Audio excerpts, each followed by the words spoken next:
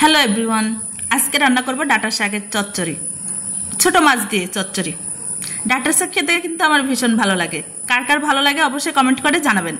ডাঁটা শাকে প্রচুর পরিমাণ থাকে, বিশেষ করে ভিটামিন সি, ভিটামিন এ এবং ভিটামিন কে এর দৈনিক চাহিদা পূরণে এর পরিমাণ অত্যাধিক।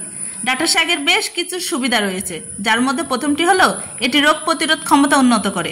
ভিটামিন সি যা ডাঁটা শাকে উপস্থিত শরীরকে অসংখ্য ক্ষত এবং সংক্রমণ থেকে রক্ষা করে। চলে যাই মূল রেসিপিতে। প্রথমে আমি ডাঁটা শাকগুলো কেটে ভালো করে ওয়াশ করে পানি ঝরিয়ে নিয়েছি। এখানে আমি একটা ফ্রাই প্যানে পেঁয়াজ কুচি, রসুন কুচি, কাঁচামরিচ ফালি, মরিচের গুঁড়ো, হলুদের গুঁড়ো, ধনিয়ার গুঁড়ো, জিরের গুঁড়ো, সব রকমের গুঁড়ো মশলা অ্যাড করতে হবে, তবে পেঁয়াজের পরিমাণটা বেশি দিতে হবে। এখানে আমি সয়াবিনের তেল ইউজ করেছি, আপনারা ইচ্ছা করলে সরিষার তেলও ইউজ করতে পারেন। মশলাগুলো খুব ভালো করে হাত দিয়ে চটকে চটকে মাখতে হবে। মাখা কমপ্লিট হয়ে গেলে আমি ডাঁটাগুলো দিয়ে দিলাম। ডাঁটাগুলো এরকম সাইজ করে কেটে নিয়েছি, আপনারা দেখতেই পাচ্ছেন। এটা হাত দিয়ে খুব ভালো করে মেখে দিতে হবে। এখন ছোট মাছগুলো আমি ভালো করে ওয়াশ করে রেখে দিয়েছিলাম। মাছগুলো আমি ছড়িয়ে দিচ্ছি অল্প অল্প করে, চারপাশে খুব ভালো করে মেল করে দিচ্ছি। এখন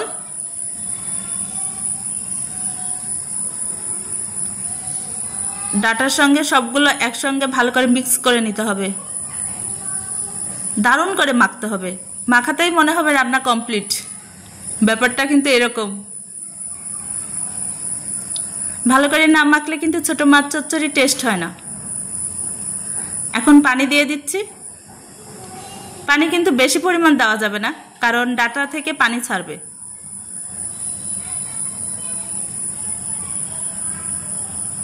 পানি দেওয়া কমপ্লিট।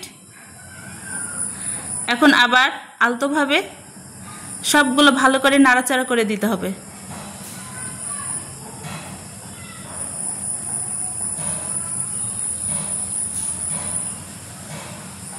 খুব শর্টকাট এবং সহজ পদ্ধতিতে রান্নাটা কমপ্লিট হয়, কিন্তু খেতে ভীষণ মজা লাগে যারা বিশেষ করে সবজি পছন্দ করেন।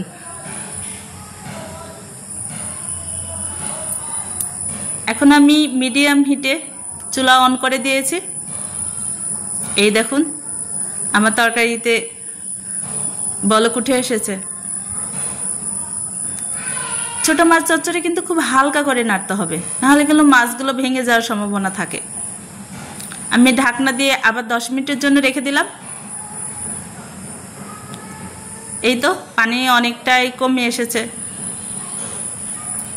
এখন আমি রসুন পেস্ট এবং আদা পেস্ট অ্যাড করলাম। এটাই কিন্তু মাছ চচ্চড়ির মেন উপকরণ, মানে ভালো লাগার একটা বিষয়। আপনারা এভাবে রান্না করে দেখবেন, আমার মনে হয় ভালো লাগবে।